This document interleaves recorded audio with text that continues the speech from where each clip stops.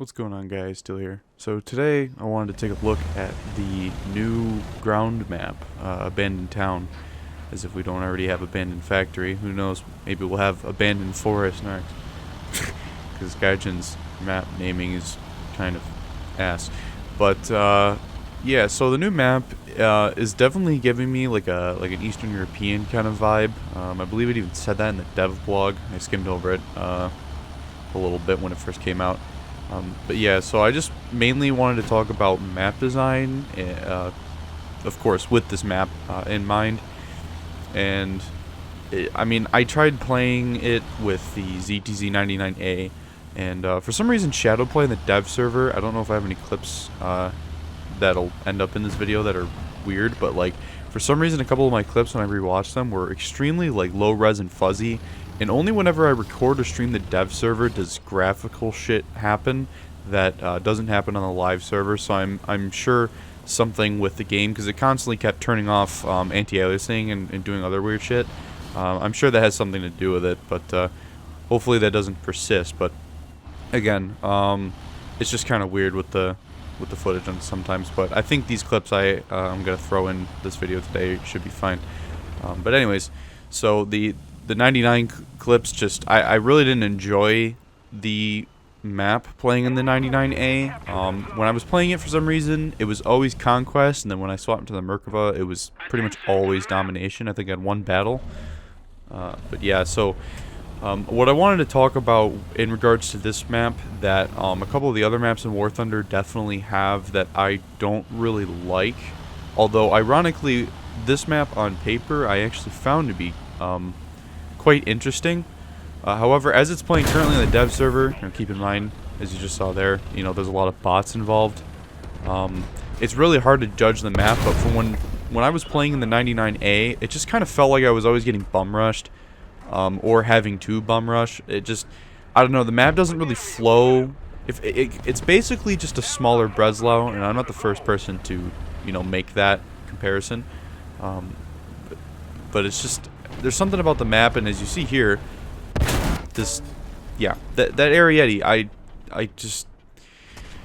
he pretty much just killed me from, the main road. He probably just drove straight down the road, right around B in the D4 area, and then just killed me. So, that's just, I don't know. But I've taken to calling this kind of map design main road syndrome.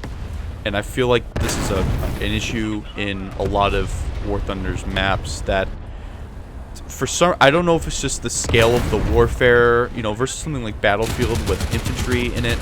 I feel like War Thunder maps have this limitation because there is no infantry, to where tanks can literally just drive wherever they want to without the fear of being destroyed. Now, I know that comparing it to Battlefield seems weird, but to me, like Battlefield 4 especially, there are a lot of maps where tanks, even like on something like Dawnbreaker, they play a specific role, but infantry and anti-tank weapons and stuff prevent tanks from being used in a certain capacity. Now, of course, there's the duos. If you played Battlefield 4 and 3, the people that they got the repair tool, they got the guy in the machine gun, so there's little quirks of Battlefield, of course, but what I'm saying is the method to the madness is infantry prevent tanks from playing a certain way in certain environments. And I'm really not fond of War Thunder's urban gameplay with tanks, simply because of this. Modern tanks. World War II tanks, they have armor, they have angling, stuff like that. And in the modern era of War Thunder, armor really hasn't mattered in a certain way since like the days of the T64, the T64B, back when NATO, before they got the 120s, it was just, it's a weird environment. Although I think the exception, of course, would be Russian explosive reactive armor, because essentially Russia has the smallest weak spots in the game, and most of their easily penetrable front armor is protected by a one-trick pony. So in urban environments, ironically, I find Russian tanks to be the best in War Thunder, especially the T-80 BVM and T-80U because of their speed. kind of the T-72B3, but, you know, of course, it's a T-72B. Now, of course, the last thing before bring this video to a close, I'll just kind of give a little bit of a review of the capture zones on domination. Of course, battle plays a little bit differently, but again, not enough players, hard to tell. But the C cap, actually, I'll start with the A cap. The A cap is okay. Like I said, there is literally, as you can see on the map in the bottom right corner, it is literally 2 spawns that cross a river. One of them is more unprotected than the other, so I already see that being a problem, because they're in the more low ground and getting to the A cap. So I already can see the southeastern side, if you spawn there, having a massive advantage over the northwestern side, because they literally have more cover. They have a bridge that can see, and the angle is just better, really. B cap I don't really like. It kind of reminds me of the weird Novorossiysk map, if you know what I'm talking about. It's the one that's like pushed up farther north than the standard one, where the B cap is in that little rush area. But it kind of reminds me of that capture zone where it's a big open space and there's like too many roads to defend. Also kind of like the B cap on Middle East. It's very weird. I don't like B caps in War Thunder. They're usually pretty shit because there's not really much cover in some of them. I don't know.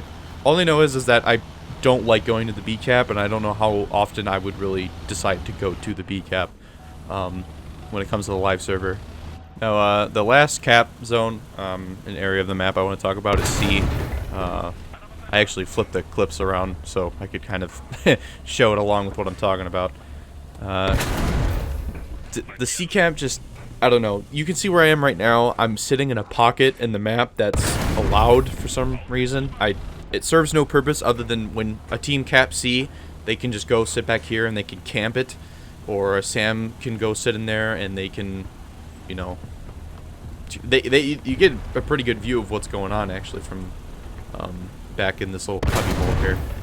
Now 99A is going to kill me because he pretty much goes and sits on the other side of the cap, and I just never thought he was there because I was killing AI and he didn't go in the cap, and he shoots me right here. Sort of. Yep, yeah, there it goes. It's just, I don't know. I don't like the C cap at all. And I think that the C cap, that whole area of the 6 and 7 column, from the D line up, and then you know, A3, 4, and 5, this entire area could be opened up and leveled, so it's not high enough to where it pretty much trumps over the rest of the map, but it allows you to flank around, kind of similar to the northern side of Vietnam, where there is like another route around that cap, and not just a straight, like both teams have to fight over the same like literal grid square to get to the C cap, and that's kind of weird because there's like zero flanking solution. Like the second the one team caps C, they're gonna instantly drive down and go right to your spawn. So I think that they could open up that entire part of the map and it would make the map a lot better. But of course, that's pretty much it for me about this map. I was going to do a Tomcat video, but it's too late now. I don't really care. And I've got a lot of shit going on this week. So anyways, guys, thanks for watching. Thank you so much. And as always, I'm Steel Wolf, and I'll see you guys next time.